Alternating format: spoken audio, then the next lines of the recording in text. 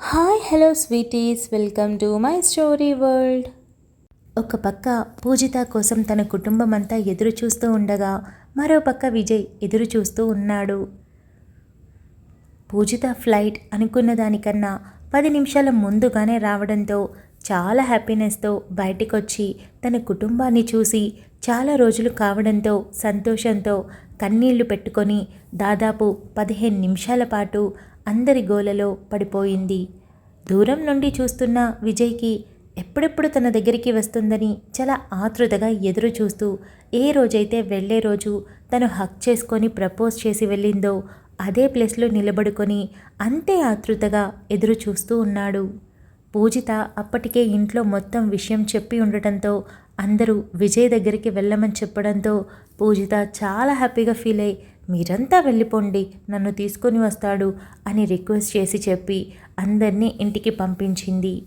అందరూ వెళ్ళాక కూడా విజయ్ అడుగు ముందుకు వేయకుండా అక్కడే ఉండడంతో ఆగా మేఘాల మీద వస్తున్న పూజిత నవ్వుకొని ఆ నడకని కాస్త మరింత వేగం పెంచి వెళ్ళి విజయ్ని చాలా టైట్గా హక్ చేసుకుంది. విజయ్ అంతకంటే గట్టిగా పట్టుకొని రాక్షసి వచ్చి 20 నిమిషాలు దాటిపోయింది, రావడానికి ఇంతసేపా? అరే, మీ అమ్మ నాన్నతో రోజు మాట్లాడుతూనే ఉంటావుగా, నాతో వారానికి ఒక్కసారి, అందరికన్నా నేనే ఎక్కువ బెంగ పెట్టుకుంటాను అని తెలియదా నీకు అని విజయ్ అడిగాడు. పూజిత నవ్వుతూ హడావిడిగా వచ్చి వెళ్ళిపోవడం మంచిదా, వచ్చి కాసేపు నీతోనే ఉండిపోవడం మంచిదా, అందుకే ఆలోచించొచ్చాను, కొంచెం నా తెలివిని కన్సిడర్ చేయి విజు బేబీ అని పూజిత అనడంతో విజయ్ మరింత మురిసిపోతూ మరో నిమిషం పాటు తనని వదలకుండా పట్టుకొని మెల్లగా వదిలి, ఏంటి అందరూ వెళ్ళారు, కొంపదీసి త్వరగా వచ్చేయమని నీకోసం ఎదురు చూస్తూ పార్కింగ్ లాట్లో ఉన్నారా అని విజయ్ నీరసించిపోతూ అడిగాడు.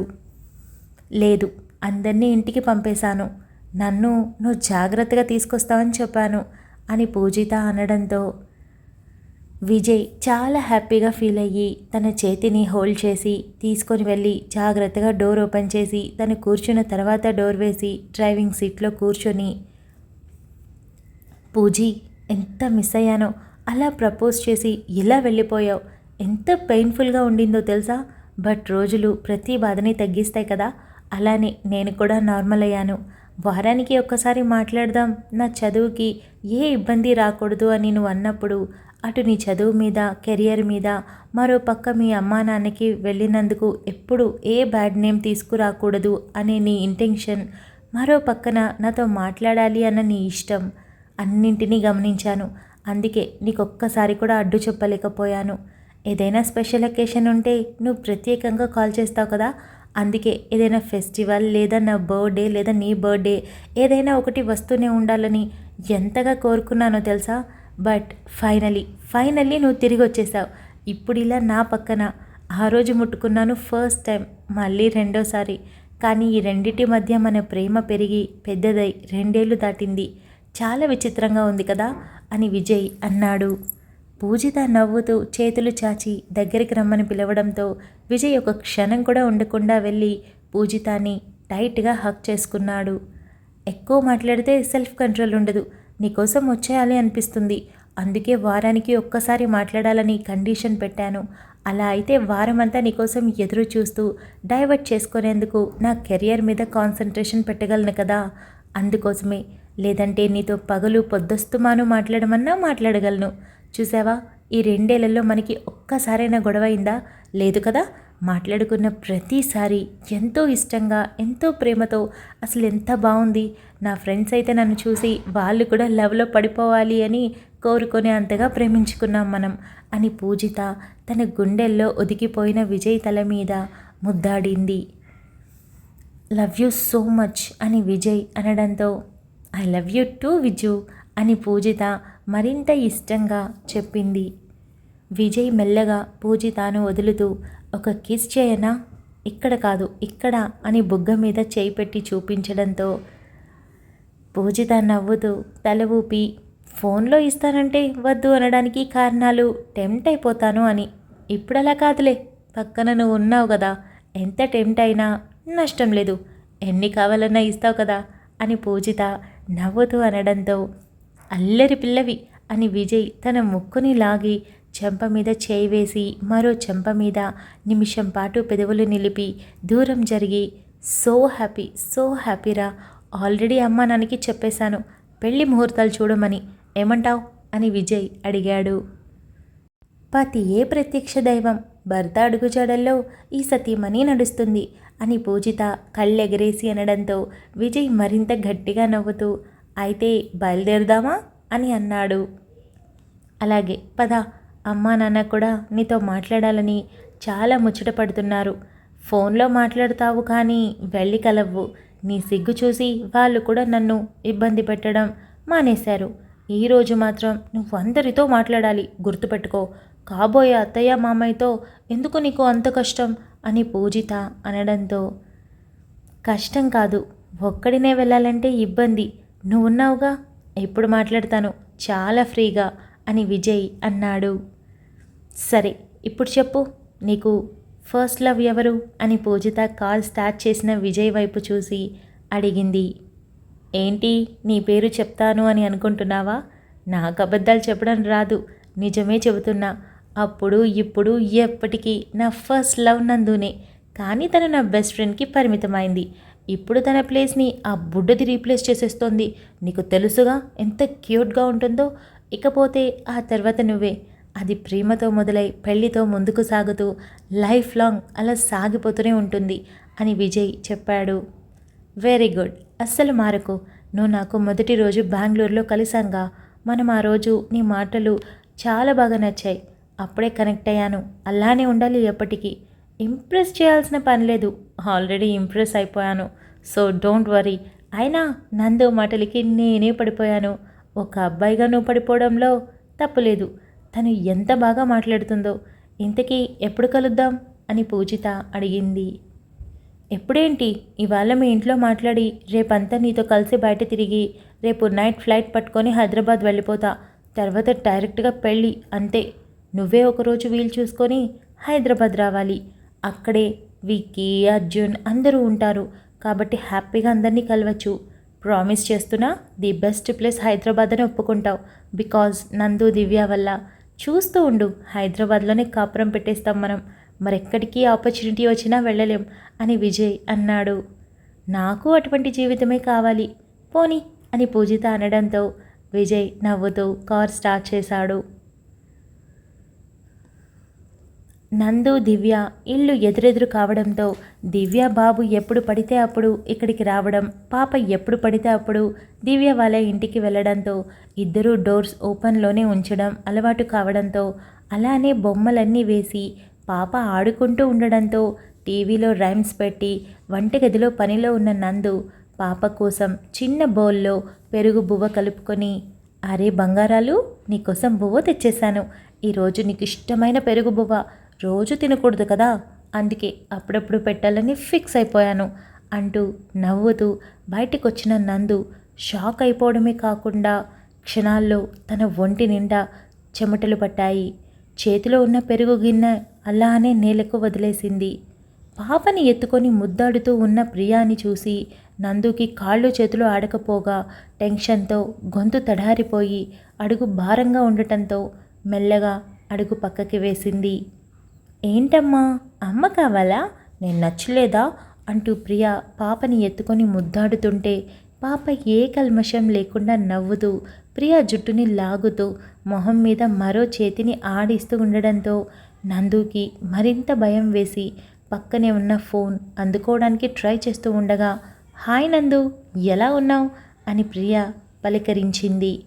నందు టక్కున చేతిని దూరంగా జరిపి గుటకలు మింగుతూ కళ్ళల్లో నుండి కన్నీళ్లు వచ్చేస్తుంటే స్థిరంగా అలాగే నిలబడి చూస్తూ ఉంది.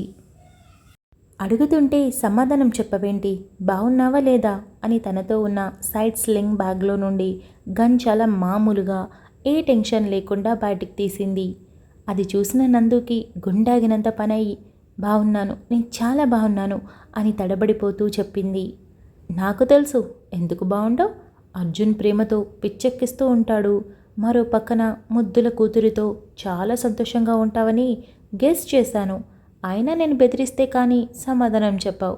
ఇలా అయితే ఎలా చెప్పు, నన్ను మరింత చెడ్డదాన్ని చేద్దామనుకుంటున్నావా అని ఒక చేత్తో పాపని ఎత్తుకొని మరో చేతిలో గన్ పట్టుకొని మాట్లాడడంతో నందుకి ఏం అర్థం కాక, ప్రియా ప్లీజ్ కూర్చొని మాట్లాడుకుందాం, ప్లీజ్ పాపనివ్వవా, కావాలంటే నన్నేమైనా చెయ్యి, నువ్వు చెప్పినట్టు వింటాను, కానీ ప్లీజ్ పాపని మాత్రం నాకు ఇచ్చేయి అని నందు రిక్వెస్ట్ చేసింది. ఎందుకు ఏడుస్తున్నావు? ఇప్పుడు నేనేం చేశాను? పాప చూడు ఎలా నవ్వుతుందో, కొత్త పాత లేదు, అందరి దగ్గరికి వెళ్తుందనుకుంటా కదా, లేదా నేను పెద్దమ్మ వరుస అవుతానని ముందుగానే తెలిసిపోయిందా ఏంటి అని ప్రియా నవ్వుతూ అనింది. నందుకు మాత్రం తన ప్రాణం పోతున్నట్టే ఉంది.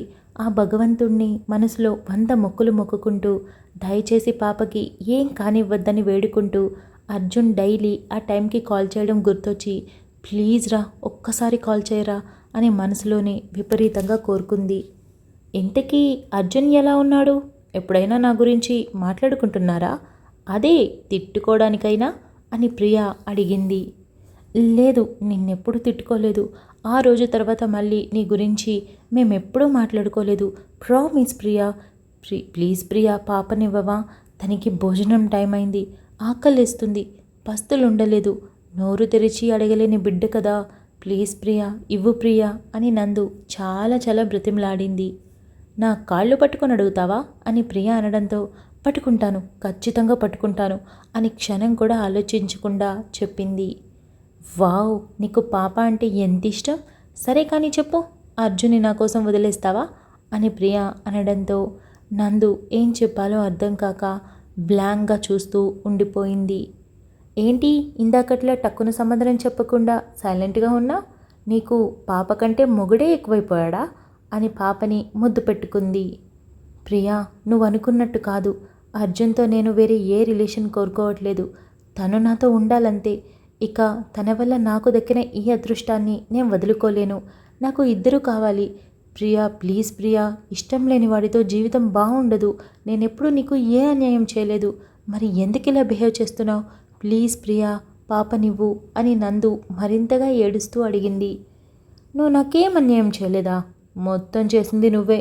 ఆఖరికి నన్ను పిచ్చిదాన్ని చేశావు, జైలుకి కూడా పంపించావు, ఆఖరికి మా నాన్న కూడా నీ మాటే వినాలా చేస్తున్నావే. ఎంతమందికి నచ్చుతావే నువ్వు, లేదా వల వేసి పడుతున్నావా అని ప్రియా అనడంతో నందు ప్రియా అని గట్టిగా అరిచి, మీ నాన్న నాకు కూడా నాన్నతో సమానమే, ఏం మాట్లాడుతున్నావు నువ్వు అని అరిచింది. ఇప్పుడు నిన్ను విడిపోమంటే విడిపోవట్లేదు, ఆ అర్జున్ని నిన్ను వదిలేయమని చెప్తే వాడు వదలడం లేదు, అదేదో నువ్వు చచ్చిపోతే అప్పుడు అర్జున్ పాప ఇద్దరు నా వాళ్ళైపోతారు, ఏమంటావు అని ప్రియా నవ్వుతూ అనింది. ప్రియా, నిన్ను జైలుకి పంపించాలని నేనెప్పుడూ అనుకోలేదు, కానీ నువ్వే పాపని తీసుకొని వెళ్ళిపోయావు, ఇక తప్పలేదు, తప్పు చేసింది నువ్వే కదా, తప్పు కదా, ఇప్పుడు కూడా మళ్ళీ అదే తప్పు చేస్తున్నావు, తనకేం తెలుసు, ఏం తెలియదు, కానీ నువ్వు ఇలా మాట్లాడుతున్నావు. అయినా నేను పోతే అర్జున్ నీవాడవుతాడు అనుకుంటే అది పిచ్చితనమే అవుతుంది. వాడు ఒంటరిగా అయినా పాపని చూసుకుంటూ ఉండిపోతాడు, కానీ పెళ్ళి మాత్రం చేసుకోడు. నువ్వు అనుకుంటున్నావేమో వాడికి చాలా అవసరాలుంటాయని, ఆ అవసరాలను అర్జున్ కంట్రోల్ చేసుకోగలడు, వేరే ఎవరైనా పెళ్లి చేసుకుంటాడేమో కానీ నిన్ను మాత్రం చేసుకోడు, ఎందుకంటే వాడు నన్ను ప్రేమిస్తున్నాడు, నువ్వు నన్ను ఏదైనా చేస్తే నీకెలా దగ్గరవుతాడు అని నందు అడిగింది. అది సెకండరీ, నా వరకు నువ్వు నాకు కనిపించకుండా ఉంటే బాగుండు అనిపిస్తుంది. ఏంటో చాలా చిరాగ్గా ఉంది, జైలు నుండి జస్ట్ బయటకు వచ్చి 4 రోజులు అవుతుంది, వెంటనే బయటకంటే అమ్మా నాన్నకి డౌట్ వస్తుంది కదా, అందుకే వాళ్ళ కళ్ళు కప్పి రాత్రి బయలుదేరి వచ్చేశాను, ఇప్పుడు నాకు తెలిసి వెతుక్కుంటూ ఉంటారు అని ప్రియా అనింది. ఇప్పుడేంటి, నేనే అన్యాయం చేయకపోయినా తప్పంతా నాదే అంటావు, నేనే అర్జున్ని పట్టేశానంటావు, పెళ్లి చేసుకున్నాను అంటావు, బిడ్డని కన్నానంటావు, అంతేనా? సరే అయితే నీకు నిజంగా నా మీద కోపం ఉంటే చంపేయి, కానీ నా బిడ్డ మీద చిన్న గీత పడ్డా సరే నేను అస్సలు ఊరుకోను, ముందు నాకు పాపనివ్వు అని నందు బాధని కోపాన్ని కలగలిపి అరిచింది. ఏంటో నోరులేస్తుంది, అయినా ఆవు దూడ కదా అనుకుంటున్నావా ఇది, పాపని నీకు ఇచ్చి తర్వాత నువ్వు చచ్చిపోమ్మా అంటే చచ్చిపోతావా? నేను నిన్ను నమ్మను, నువ్వు చిన్న వయసులోనే కంత్రి వేషాలు వేసిన దానివి అని ప్రియా అనింది. నేను వేశానా? అసలు మీ అందరి వల్ల నేను ఎక్కువ కోల్పోయింది, నేను ఎక్కువ సఫర్ అయింది, నువ్వు నెంబర్ ఇచ్చి వెళ్ళావు, అది అర్జున్ మిస్ చేసుకొని రాంగ్ కాల్ ద్వారా నాకు కాల్ చేశాడు. పాపం వాడు నిన్ను ప్రేమిస్తున్నాడు కదా, బాధపడతాడని నేను నీలా కొద్ది రోజులు మాట్లాడాను. నీలానే వాడికి బర్త్డే గిఫ్ట్ ఇచ్చాను. ఆ వయసులో నాకది ఎంత కష్టమో తెలుసా, కానీ ఇచ్చాను. కేవలం నీకు మంచి పేరు రావడం కోసం. నువ్వు తిరిగి వచ్చాక ఏం మోసం చేయకుండా నిన్ను వాడిని కలిపాను. మీ ఇద్దరు ప్రేమించుకున్నారు, బాగున్నారు. కానీ నువ్వు వాడికి తెలియకుండా మరో వాడిని మెయింటైన్ చేశావు. జస్ట్ ఒక చిన్న అనుమానంతో. అనుమానం ఉన్నదానివి నేరుగా పిలిచి మొహం మీద అడగాల్సింది, లేదా నాతో వచ్చి మాట్లాడాల్సింది. ఇదేదీ చేయకుండా సొంత నిర్ణయాలు తీసుకొని నువ్వు ఇంకొకరిని వాడుకున్నావు. నీకెవరి మీద అనుమానం లేదు, జస్ట్ నీకు ఇంకొకడు కావాలి కాబట్టి రీజన్ వెతుక్కున్నావు. అన్నింటికీ మించి వెతుక్కున్న దానివి వెంటనే అర్జున్కి చెప్పావా? చెప్పలేదు. సంవత్సరం పాటు మోసం చేశావు. వాడి లైఫ్ స్పాయిల్ అవ్వడానికి కారణం నువ్వు. రెండేళ్ళు డిప్రెషన్లో ఉండిపోయాడు. వాడిని బయటికి తీసుకొచ్చింది నేను. ఎంత కష్టపడ్డానో, ఎన్నిసార్లు బాధపడ్డానో, వాడి అవస్థ చూసి ఎన్నిసార్లు ఏడ్చానో నాకు తెలుసు. ఈ ప్రాసెస్లో ఎప్పుడు ప్రేమించానో నాకు కూడా తెలియదు. ప్రేమించాను, అది ప్రేమని కూడా తెలుసుకోలేకపోయాను. కానీ ఆంటీ వాళ్ళు ఇష్టపడి అర్జున్ని నాకిచ్చి పెళ్లి చేశారు. నేను కూడా సంతోషంగానే చేసుకున్నాను. ఎందుకంటే అర్జున్ని నేను అర్థం చేసుకున్నట్టు ఇంకెవ్వరూ అర్థం చేసుకోలేరని, భరించలేరని నాకు తెలుసు కనుక. పెళ్లి చేసుకున్నాం, బాగున్నాం. వాడెవడో నిన్ను మోసం చేశాడనే కదా నువ్వు తిరిగొచ్చావు. అదే వాడు ఒకవేళ పెళ్లి చేసుకొని ఉంటే ఇదంతా జరిగేదా? నిజం చెప్పు ప్రియా, నువ్వు అర్జున్ని ఎక్కడ నిజంగా ప్రేమించావు? ఏదో అట్రాక్ట్ అయ్యావంతే. కొన్నాళ్ళు మాట్లాడావు, ఇంకొకరు రాగానే మర్చిపోయావు. వాడు మోసం చేశాడని తిరిగి వీడి దగ్గరికి వచ్చావు. ఇదంతా ఆలోచిస్తూ ఉంటే నువ్వు ఎంత తప్పుడు దానివో, ఎంత తప్పుడు పనులు చేస్తున్నావో నీకు తెలియడం లేదా? పైగా నాకు పెళ్ళైన తర్వాత కూడా నువ్వు ఇంటికి వచ్చాక మా ఇద్దరిని విడగొట్టాలి అనుకున్నావు. యాక్సిడెంట్ చేయించావు. నా కడుపులో ఉన్న గర్భసంచి తీయించాలి అనుకున్నావు. నీ అంత పాపాత్మురాల్ని నేను ఇంతవరకు ఎక్కడ చూడలేదు. నీ వయసు కంటే నీ ఆలోచనలు చాలా పెద్దవి. ఎంత పెద్దవంటే అవి ఒకరు బాగుపడడానికి కాదు, మరొకరిని సర్వనాశనం చేయడానికి మాత్రమే ఉపయోగిస్తావు నువ్వు. ఇప్పుడు చెప్తున్నాను విను. నీ చేతిలో చచ్చిపోయినా నాకేమీ బాధ లేదు. ఎందుకంటే జీవితానికి సరిపడా ప్రేమని నేను పూర్తిగా అనుభవించేశాను. అండ్ ఫైనలీ నువ్వు అర్జున్ని దక్కించుకోవాలన్న ఆలోచన మానుకుంటే మంచిది. వాడు నీ వైపు జీవితంలో కనీసం ఒక గంట గడపమన్నా కూడా గడపడు. ఎందుకంటే నువ్వంటే వాడికి అసహ్యం. ఇష్టం లేకపోవడం వేరు, ప్రేమ లేకపోవడం వేరు, అసహ్యం వేరు. ఒక్కసారి అసహ్యం వస్తే ఇక ఎవరు తిరిగి కూడా చూడరు. నా అర్జున్ కూడా అంతే. ముఖ్యంగా ఇప్పుడు నన్ను ఏదైనా చేసావంటే ఖచ్చితంగా నేను చచ్చిన తర్వాత కూడా నాతో పాటే వస్తావు. గుర్తుపెట్టుకో. తప్పుల మీద తప్పులు, తప్పుల మీద తప్పులు. ఇంకా ఎన్ని చేస్తావు? మీ అమ్మ నాన్న ఒక్క బిడ్డకని కన్నారు. ముత్యం లాంటి అమ్మాయి అని మురిసిపోతున్నారు. కానీ నువ్వు మాత్రం వెనుక చేరి వాళ్ళ పరువుని మొత్తం బజారుకి ఇడుస్తున్నావు. తప్పులు తెలుసుకొని లక్షణంగా ఇంట్లో వాళ్ళు చూపించిన వాడిని పెళ్లి చేసుకొని జీవితాన్ని సంతోషంగా మార్చుకోకుండా అవతల వాళ్ళ జీవితాన్ని లాక్కోవడానికి నువ్వు ఇలాంటి ప్రయత్నాలు చేస్తూ ఉంటే ఎక్కువ రోజులు ఈ భూమి మీద ఉండవు. నీ నూకలు చాలా త్వరగా చెల్లిపోతాయి, గుర్తుపెట్టుకో అని నందు అరిచింది. వావ్, చాలా బాగా మాట్లాడావు. అలసట వస్తుందేమో, మంచినీళ్ళు తాగుతావా? ఏది ఇందాక అరిచావే అలా ఇప్పుడు అరువు అని గన్ పాప తల మీద పెట్టింది. Thank you so much for listening guys. Update నచ్చినట్టయితే లైక్ చేయండి, షేర్ చేయండి, కమెంట్ చేయండి, అలానే సబ్స్క్రైబ్ చేసుకోండి. వచ్చేసాను ముచ్చట్లకి. రంజిత్ గురించి బోలెడని కమెంట్స్. వాడు క్యారెక్టర్ ఎంత నీచమైనది అన్నది చూపించడానికే ఇక్కడ రమ్య క్యారెక్టర్ వచ్చింది. అండ్ ఇంకో విషయం ఏంటి అంటే వాడు మీరు గమనిస్తే పెళ్లి చేసుకున్న అమ్మాయిని అదే రమ్యని హోటల్ గదికి తీసుకెళ్తాడు కదా, అక్కడికి వేరే వాళ్ళు రాబోతున్నారని తను చెప్తుంది కదా, అక్కడే మీకు అర్థం అవ్వాలి. కట్టుకున్న భార్యని అంటే వాడి దృష్టిలో పెళ్ళికి విలువ లేదు, అది పక్కన పెడితే కట్టుకున్న భార్యని ఇద్దరు ముగ్గురితో షేర్ చేసుకునే ఆలోచన వచ్చిందంటేనే వాడు ఎంత నీచుడై ఉంటాడు, వాడి బుద్ధి ఎంత అసహ్యమైందై ఉంటుంది. అది మీకు గుర్తు చేయడం కోసమే. ఎందుకంటే ఈ మధ్య రంజిత్ క్యారెక్టర్ కొంచెం నార్మల్గా ఉంది కదా, వాడి క్యారెక్టర్ అసలు ఏంటి అన్నది మీరు మర్చిపోతారని ఒరిజినాలిటీ బయటికి తీసుకొచ్చాను. ఎందుకు అంటే మధు చెల్లి అయినా కూడా తనతో అసహ్యంగా బిహేవ్ చేస్తున్నాడు. అమ్ము జీవితం పెళ్లితో ముగించాలి అనుకుంటున్నాడు. ఇటు రమ్యని వాడుకుంటున్నాడు. ఆల్రెడీ ముగ్గురిని చంపి పడేశాడు. అలాంటి వాడు ఇప్పుడు సైలెంట్గా ఉన్నాడు అంటే డబ్బు, పదవి, పవర్ వీటన్నింటిలో దేవాంశ్ ఒక అడుగు ముందున్నాడు.